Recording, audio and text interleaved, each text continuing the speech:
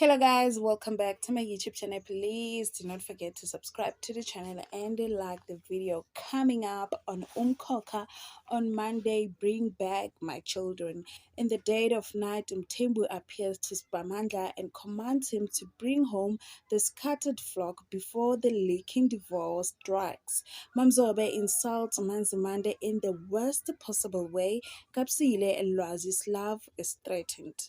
On Tuesday, they return. Siphamandla and Mamzobe learn of the news that might derail their personal plans. A dark cloud rolls in and brings with it an old friend on a new mission. On Wednesday, bring back Amajudia. Ndlovu instructs his wife to lash Mamzobe. Mlungisi tells Mamzobe her deep, dark, and dangerous secret.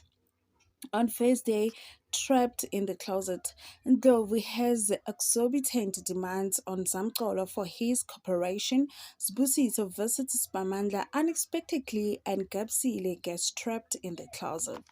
On Friday, greed and other things, two young former lovers find themselves in hot soup. A man's greed makes him overplay his hand. Potential granny to be lashes out at her daughter. Thank you guys for watching.